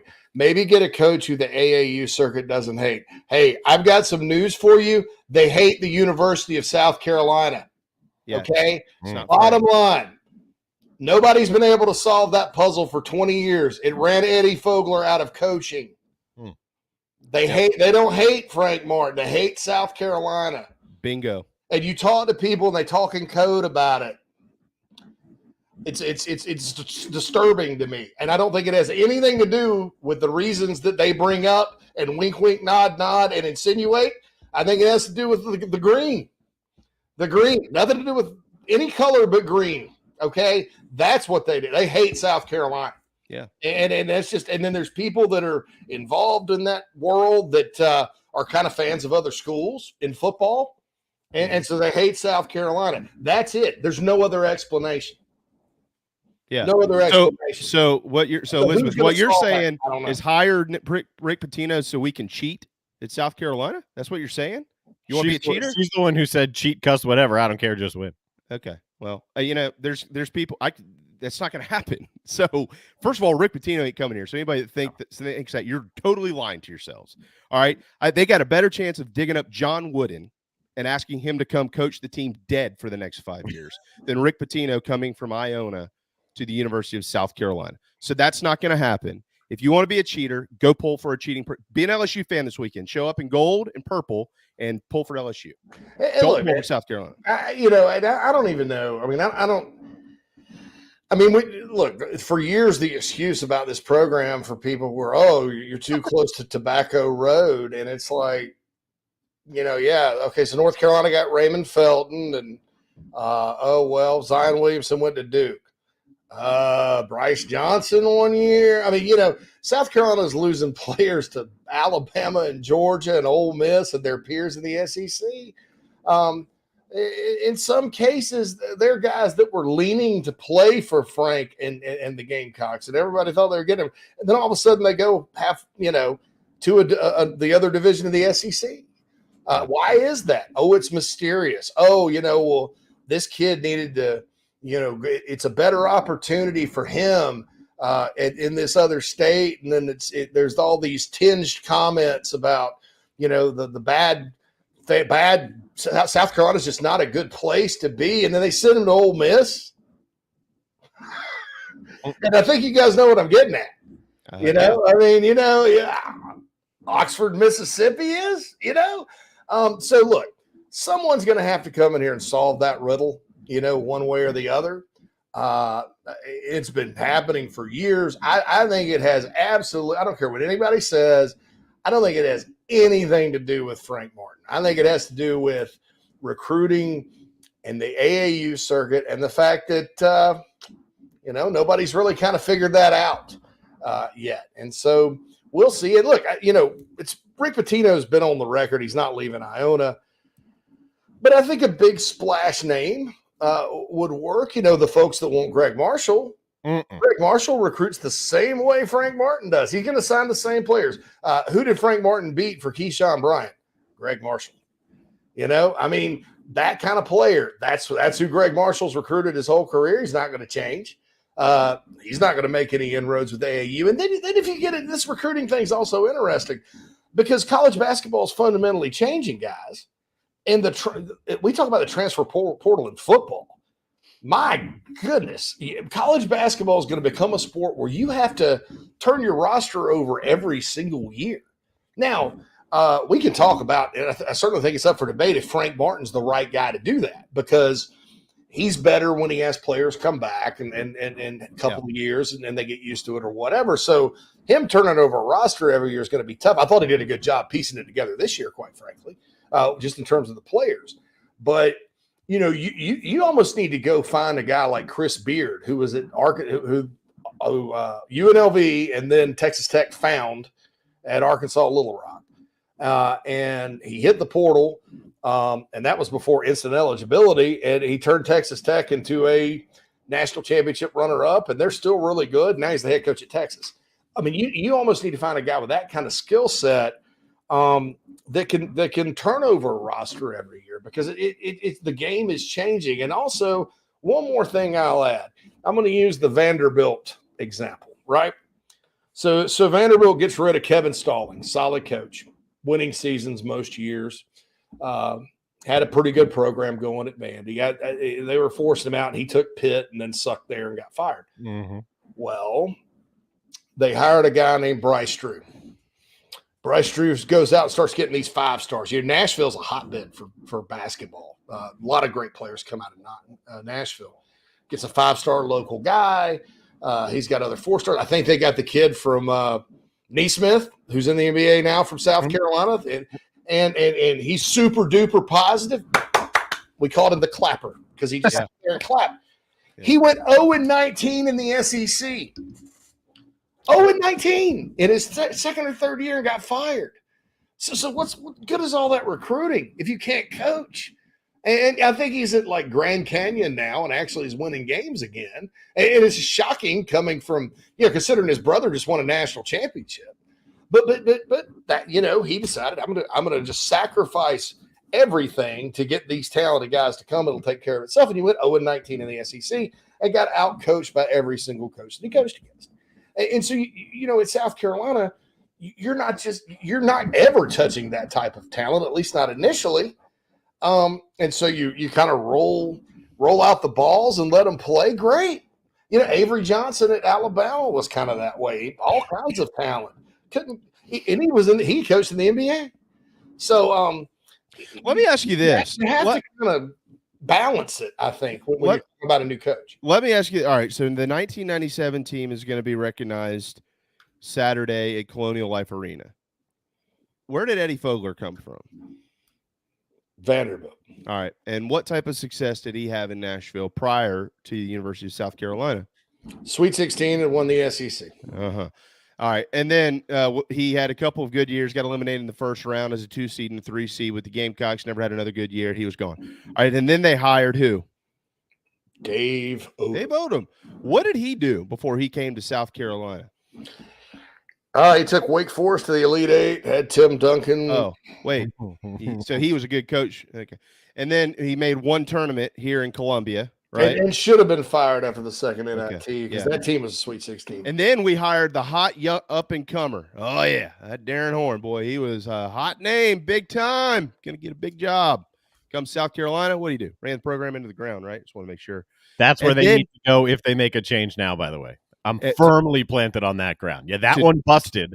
Not to Darren Horn? No, not to him in particular, but to like, no. But that idea, if a change go, I am a billion % on that side. If we get okay, no, that's fine. That's fine. My point is, JC said something earlier about South Carolina. Okay, and I'm not too big of a supporter of the Gamecocks to also not say to find the. Or to be able to point out the fact that there's some reality in this. I mean, when Eddie Fogler was hired, people thought that was a grand slam. I remember National of the Year, yeah. When Dave Odom was hired, it was a grand slam. When Frank Martin was hired, it was anybody that didn't like the Frank Martin hire, just turn in your card. Yeah, because what he did at Kansas State, they were dreaming to ever happen in Columbia. Yeah, that was exactly what needed to happen. Yeah, that was eye-popping hire. It was. Carolina got who? It was absolutely. He was one of the splashiest names in the sport, not just because of his success, but because of his personality. That made Frank Martin a household name in college basketball. So these are 3 guys who've come to Columbia and, frankly, had no pun intended there, had very spotty success. Although Frank Martin took South Carolina to the Final Four and had the longest tenure of success without having a losing record of anybody since Frank McGuire, and everything is Frank Martin's problem. It's not a South Carolina problem, like you pointed out earlier, JC. Like every answer is fire, instead of maybe we should dig deeper and figure out if there's another issue around here so this doesn't happen to the next guy. But nobody wants to talk about that. It's just Frank Martin says bad words, and I don't like how he acts, and let's fire him. So he deserves some defense on that side of defense. Like, I'm sorry, but he deserves it. Agree completely. And look, I think what has to happen, and again, I'm not sitting here saying, if the Gamecocks go to the NIT, let's all, sing Kumbaya and I'll do a commemorative T-shirt and all that. I'm not saying that. I do think there's something to be said for a coach who's been there 10 years, it's a long time, who's kind of, the program's kind of is what it is right now. But I think you can also recognize that without trashing the guy and blaming everything on him. People talk about recruiting like it's football. The Gamecock football program is so much more attractive than the Gamecock basketball program. It's not even funny. And then people talk about the women's program. Well, you're not going to get Dawn Staley is a generational type hire. Yep. Okay. There's no Dawn Staley out there that's going to come take the men's job. There's really no Dawn Staley out there. Okay. And she was able to recruit off her name, and now she has one of the best program in the country. And football gets 80,000. Football has $50 million facilities, and football's won recently and had a number 1 draft pick in Clowney, and Steve Spurrier was there, and everybody knows the Gamecocks, right? Sandstorm, all that. Even with Clemson up there, the South Carolina football job is so much better than the basketball job. The baseball job's elite, okay? The basketball job's not. And so, but I'm not saying that there's not an opportunity to get better and improve and go in a different direction, and it may or may not work out. And you mentioned those South Carolina problems. I think that whoever's hired, number one, has to kind of think about that and say, okay, what do we need? Because I think Frank Martin was just like, well, if we win, they'll come. He goes to the Final Four. He's like, because he's just kind of used to that kind of, they didn't worry about attendance at Kansas State. Okay. It's the state of Kansas. It's where basketball was invented. Even though K-State's basically a football school and lives in the shadow of Rock Talk, Jayhawk, whatever, another school that you gave a lifetime contract to an admitted cheater, they love basketball. That arena's always packed. It's great. He didn't worry about that there, and here he did. And so who are you going to hire that's going to recognize and embrace the challenges and then work with the administration to solve those issues? And then the administration beyond Ray Tanner, board of trustees, school president, those folks, especially the board of trustees, they need to look in the mirror and ask themselves, despite the history, of this program, do you care about having a big-time men's basketball program at South Carolina? Do you care? And if so, are you willing to do what you did for baseball, what you did for football, and the millions of dollars you lose at women's basketball every year? And not saying you shouldn't do that, but you're forking out the dough in these other sports. Are you willing to do what it takes, to have that type of program? And what type of program do you really want? Is it something that, and I'm talking about the deciders, not the normal fans. I feel bad for the 10, 11,000 that show up at Colonial Life Arena. A lot of them are banished to the upper deck, those are diehards. Carolina basketball has great fan support. It's just, how are you going to fix it to where that's showcased a little better? And, so what coach is going to help solve these South Carolina issues? Because I can assure you, like Shane Beamer came in hitting the ground running, recruiting in football. It's just going to get better and better and better. That kind of thing. That's not happening in basketball unless you go hire John Calipari, and he's not coming. Mm-hmm. So there has to be solutions reached for this program beyond just, this guy can or cannot recruit. That's a football argument. Okay, that's football. Basketball is a different animal. And somebody's got to solve those issues that have plagued this program since it's 30 years since it's been in the SEC. I'll give an example just in state because people might be in tune to it a little more. I don't think there's any chance, and I don't think he should be on the list right now. But the way Pat Kelsey infuses positivity and the way he has taken the city into his own, he's all over social media. If it goes that way, if a change is made, that's why I'm all about a younger, up-and-coming guy, because there are inherent challenges just laid out for a while here in taking this job and building a foundation for future success and where everything wants to go. So I would want a younger guy with insane amounts of energy, kind of like a Beamer type of attitude, but in a basketball coach, just, a cross between Beamer and like Luke Day, basically, but a guy who knows basketball. like that type of guy, and then someone who also has a track record of having success in the portal. Darren, I think along those lines, I'll be honest, I think if there's an example that you could look to in the SEC and say, okay, what do we need to do to be that? It's not Kentucky. Kentucky is going to be Kentucky. Alabama's Alabama in football. Kentucky's Kentucky. I think it's Arkansas. Musselman has that attitude. He's a little rough around the edges. Oh, I'm not. I don't mean specifically I don't mean specifically the guy that's running the program. Yeah. I mean how the program is structured, how it's supported. Now, I get it. They got Walmart money in Arkansas. I understand that, but I don't really mean it from that standpoint. Like they embraced when Nolan Richardson got them going, right? It's 40 minutes of hell and all that. They embraced. They became a thing. They became a thing. They had this identity, and when they didn't have that identity, people were wondering where the identity was. South Carolina doesn't have an identity. They haven't discovered that in decades of basketball.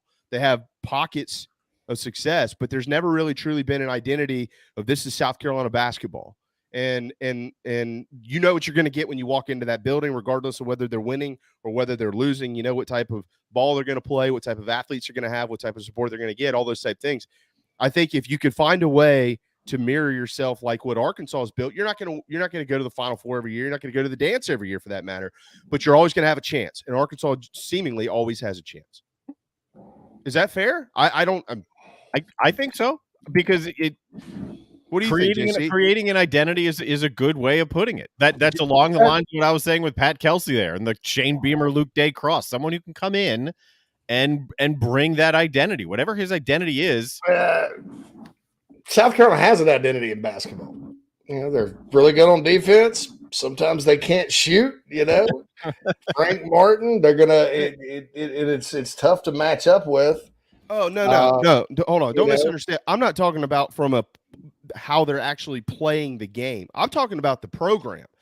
Like, how do you what do you think about when you think about the Like, what do you think about JC?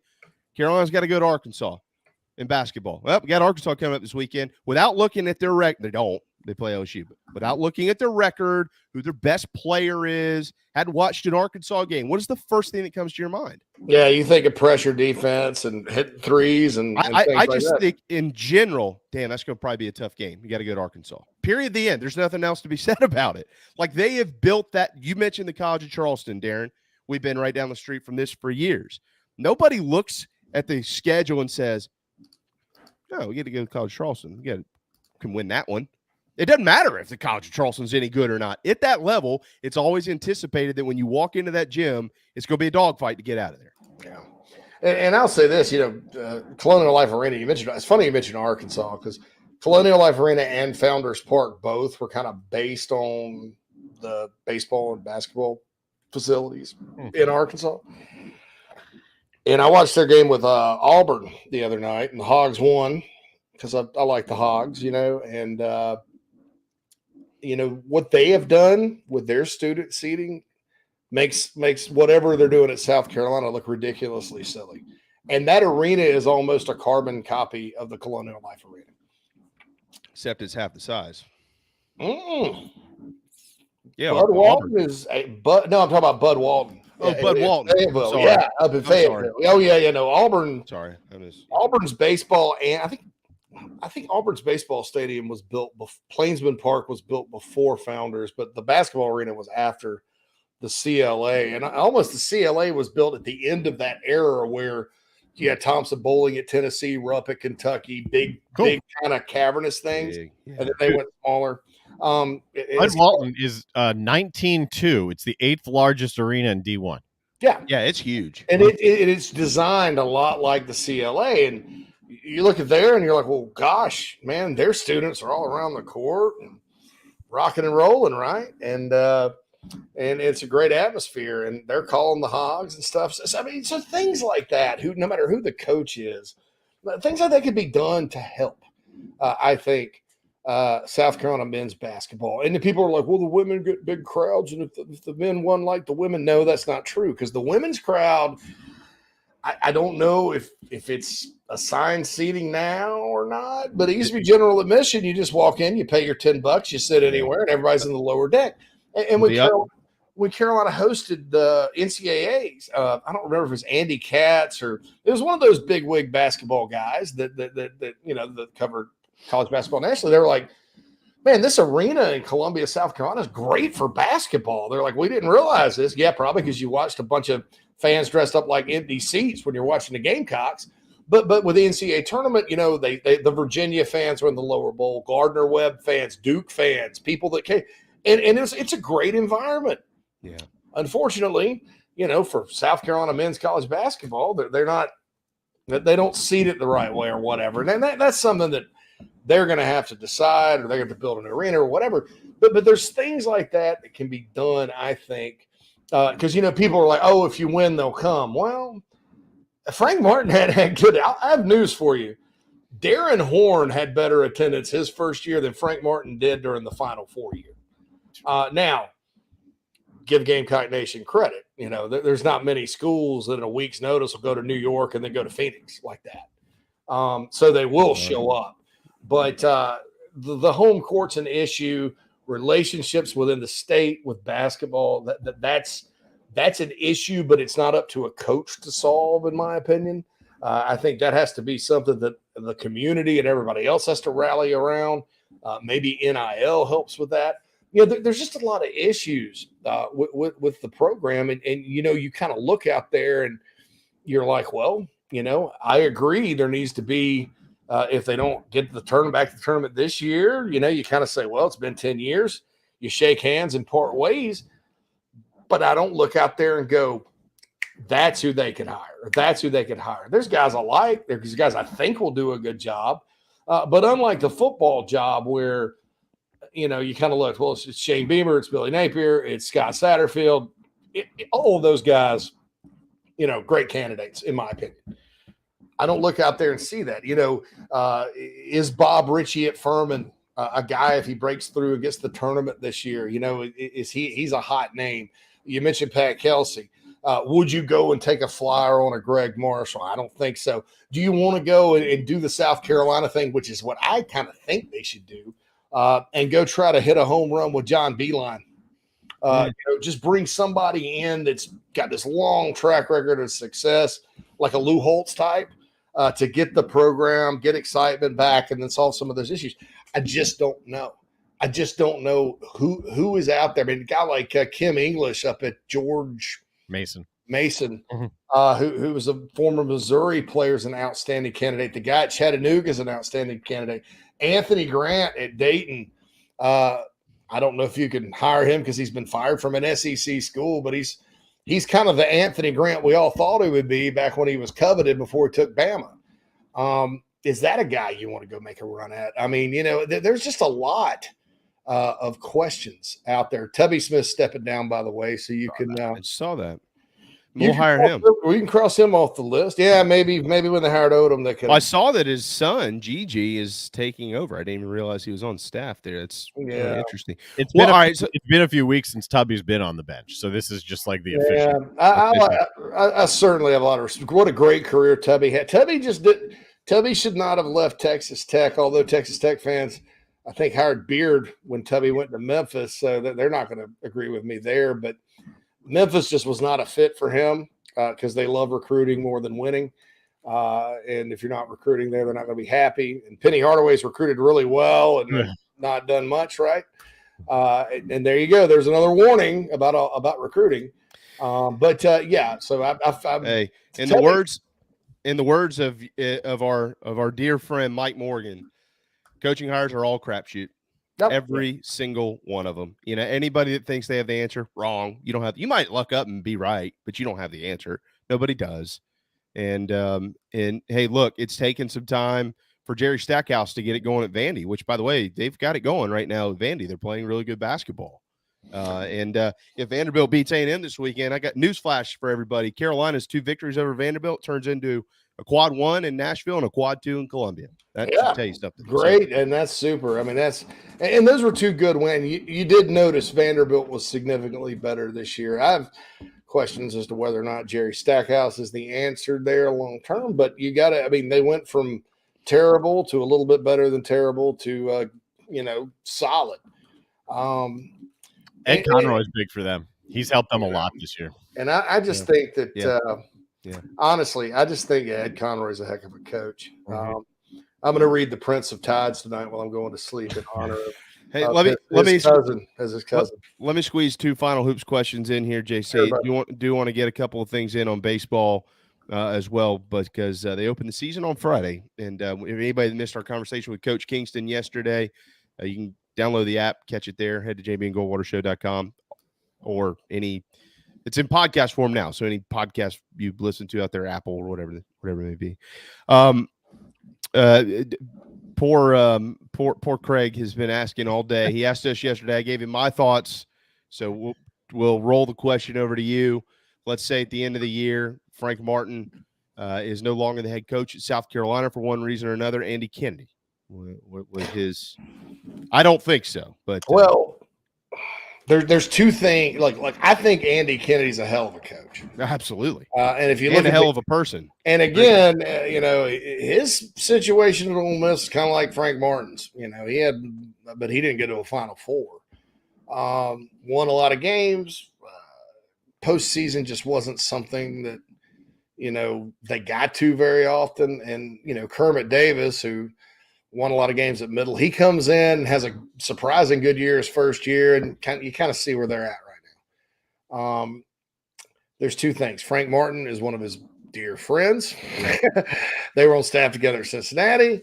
And then number two, if you're Ray Tanner, can you hire a coach that's been fired at another SEC school and I don't care what anybody says, it's the second most important sport on campus. I mean, I know the women's basketball program is great. I know everybody loves baseball, and so do I. But men's basketball is important. It's a revenue sport, folks. I mean, no offense to the Gamecock baseball team and women's basketball team, everybody's proud of that. But the Final Four was the most significant team accomplishment in athletics history, just because it's a much higher profile sport, so it matters. So if you're Ray Tanner, can you do that because you did roll the dice on Muschamp and it didn't work out? I don't know. I think Andy Kennedy probably had a little bit better run at Ole Miss in basketball than Muschamp did at Florida in football. But can you afford to do that? And Anthony Grant will be included in that too, because he did get fired from Alabama 2 coaches ago. So, those will be my questions about those guys. But I love Andy Kennedy. I think he's a heck of a coach. Love his style of play. I think he is a really good recruiter. So. Hey, by our standards around here today, Andy Kennedy is not good enough for South Carolina. Only 2 appearances in the NCAA tournament in 12 years at Ole Miss, although he won 245 games over there, 61% of his games. He had a winning record in the SEC. But people, I'm not picking on anybody here, but Andy Kennedy. And this is Craig. This is not what you were saying. I get it. I'm just asking. But I've heard others. Oh, well, we should just hire Andy Kennedy. He'd be better. Well, he was at Ole Miss, and he only made 2, and he won 2 games in the NCAA tournament in 12 years. Frank won 4 in 1 year. Went to the Final Four. And what Andy took over at Ole Miss was nowhere near what Frank took over at South Carolina. As Darren pointed out yesterday, it was. I don't know if some people understand actually how bad things were, not just within the locker room, within the program, but how bad Darren had screwed things up outside of it as well. It was bad. And Frank to do a lot of damage control early to get things figured out, and he did. All right, final question here, and this just kind of wraps into those comments. All right, outside of John Calipari and bringing back Roy Williams or, the guy, Bill Self, maybe I've missed somebody, but whoever if Carolina, which by the way, they still have games to play for anyways. Mm-hmm. They are still going to play the season. Like this isn't over or anything like that. But let's say they have to make a change in the next month. What are the expectations in South Carolina? I mean, so Frank's made 1. Darren Horn did not make the dance. Odom made 1. Andy Kennedy has more NITs than Dave Odom. Yeah, he had 5. Wow. 5. Never won the title either. Let's see. Dave Odom, he made 1. Fogler made 2. All right. So that's 30 years or so. 4. Felton made 1. Oh, okay. 5. So since McGuire, there's been 5. Oh, they've been to the dance 5 times since The what? SEC, 1976. Cool. So the expectations here are to go what? Every year, right? Or every other year? What are the expectations? I'm being facetious, but what are they?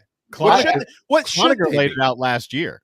When he had an article in the Post and Courier about it. He's like, look, the rate at which he's going to the tournament is the rate at which Gamecocks have gone to the tournament forever. It is like exactly on par with that rate. He's right. Yeah. And I'm not saying that we should settle for that. That's not what I'm saying at all. I think that the expectation in any sport should be to be in your postseason tournament every single year, period, the end. Like, I think it's kind of a loser's mentality if you think, well, 1 every 5 is fine. Nah, it sucks. Frank Martin doesn't think that. Nobody thinks that. Like, they should expect to play in the postseason every single year. But based on what we've been through from a fanatical standpoint here, from a fan standpoint, if you're in it 2 or 3 out of every 5 years, 6 years, what is it? Yeah. So there's, by the way, Ray Tanner on 107.5 The Game just now. Here's a direct quote. Gene Sapikoff, y'all's friend. Uh-oh. Post this on Twitter. Frank Martin, Tanner asked about Frank Martin. We're in a position where we should be making some NCAA tournaments. It's hard for me to understand, but I'm not pointing fingers. Yeah. Well. Interesting public statement from. That is not the definition of I support my coach at all. Not at all. But anyway, so there's 2 ways you can go with this. I'll use Florida as an example. Florida, everybody remembers that Florida football stunk before Spurrier got back to town. Florida basketball was arguably worse. They made 1 NCAA tournament in the entire history of the school under Norm Sloan after he'd been there 10 years. Lon Kruger comes in, does get to 2 NCAA tournaments and a Final Four instead of 1. But, he kind of, I think he went, 14 and 16 and bolted for the Illinois job. Now, I'll tell you this.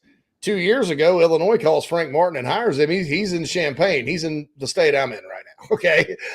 No offense to South Carolina. His buddy Brad Underwood has that job, but Illinois is a better job than Florida at the time. Well, what they did was, and this was one of the genius moves of Jeremy Foley, he went and hired a guy named Billy Donovan from Marshall. And in 2 years, Billy Donovan ran Eddie Fogler out of the SEC. And then in 3 years, by the year 2000, he was playing for a national championship. So, and then we know what happened with that program, back-to-back national titles. Billy Donovan's now the coach of the Bulls. So sometimes it's the next guy that can take it to that next level. Sometimes it's the next guy. And I can guarantee you there were issues with Florida basketball. People were probably sitting there talking about before they got Donovan in, and, recruiting was a big part of it at the time. So who's going to recruit in the modern era like Billy Donovan did? So that's kind of the way, it could go. If you don't go make a big splash and have a big name. So, sometimes it's that guy, the next guy that comes in. You have a breakthrough guy, and then you have a guy that really takes it to the next level. So, we'll see what happens. What I don't think they should do is go hire a Dave Odom type that's at the end of his career, that's had a nice little run of it wherever, that, he's going to come to South Carolina and take a shot. But, like Dave knew that, his time was running out from what I'm told. So he's like, let's go to the Great Alaska Shootout this year. Or let's do this, and that's fine and all. Those are fun. But, South Carolina did not get Dave Odom in his prime. I think they got Eddie Fogler in his prime. He just fizzled. Yeah. And then they got Darren Horn maybe too early because Darren Horn's winning at Northern Kentucky, or maybe Darren Horn's just a mid-major coach. I think they got Frank in his prime. Absolutely. Mm-hmm. And I think, unfortunately, this job is, you hear a little, and I know his hair isn't gone because of the job. And it literally looks like this job's caused him to pull his hair out. Yeah. So he tried to pull it out on TV last night when Jermaine dribbled it out of bounds, and he looked up man, and thought, shoot, man. But look, so look, man. This is going to be a great subject to tackle. I have a passion for Carolina basketball. Football has always kind of been my job. I've obviously a grand passion for that sport, but I love basketball too, man. I was a Carolina basketball fan before I was a football. Before I even knew what football was all about. And I have seen, coaches come and go. I mean, look, say what you want about Frank before the Final Four. I mean, to build a Final Four team out of what he inherited in 5 years is a miracle. He just didn't capitalize. And that's happened at South Carolina in major sports over and over and over. And so, you have to, except for baseball. So you have to kind of, football and basketball, you get a situation where you have a successful coach, he's right there, and then something inevitably happens, whether that's retirement, whether that's recruiting, whether that's, whatever's happened to the Eddie Foglers and the Dave Odoms and the Steve Spurriers and the Lou Holtzes of the world, inevitably, the other shoe drops. And I think they need somebody consistent. If you want to go the Shane Beamer route, I think that's not a bad way to go. Bob Ritchie and you mentioned Pat Kelsey, those would be guys. And then those are guys that people in the state are familiar with. I mean, it's going to be an interesting, fascinating, really coaching search. And, everybody that's down on Ray, I don't think Ray deserves to do the chance. We're not even going down that road. Not here.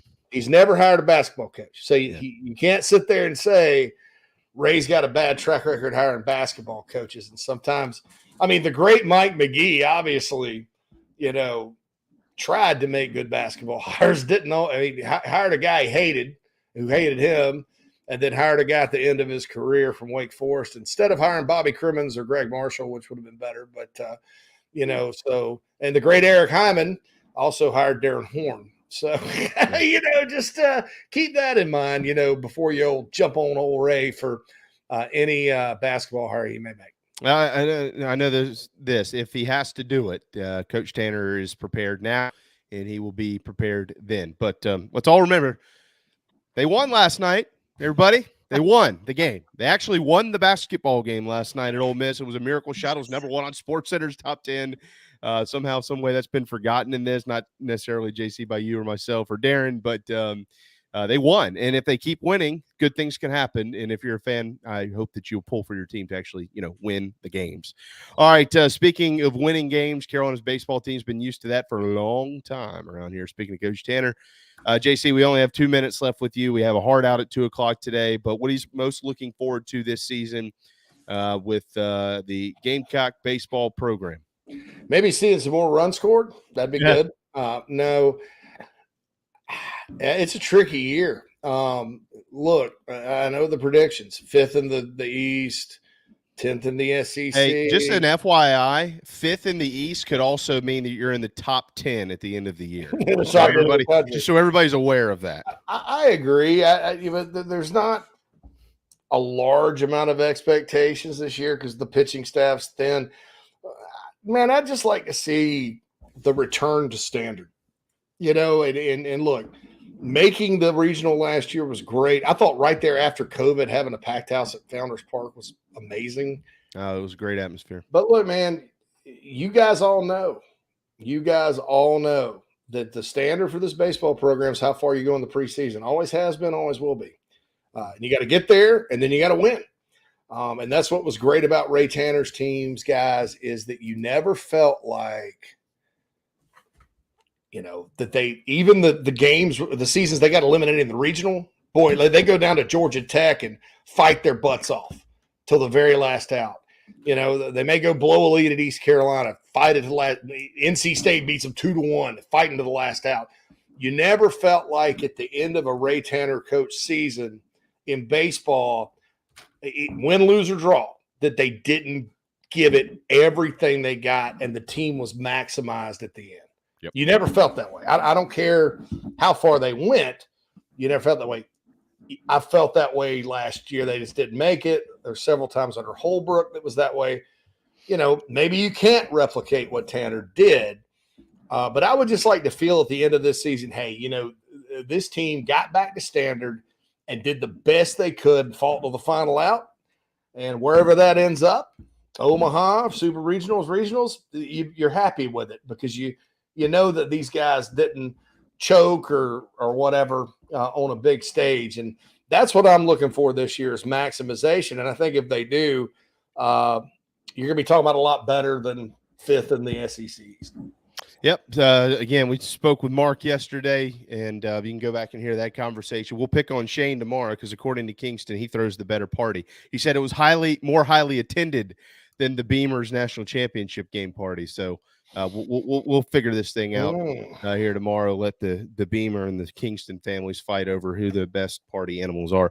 JC, we'll leave it there. TheBigSpur.com has so much to read and to look forward to. A big weekend coming up for Carolina hoops, both men and women. We know you've got that covered. Opening weekend, college baseball, and of course, spring practice right around the corner. There's a lot going on campus, and they've got totally covered with the Big Spur staff. JC, kept you for a long time, brother. Go have a beef sandwich. Beef sandwich. All right, guys. Yeah, I got to go roll the carpool. I'll talk to you soon.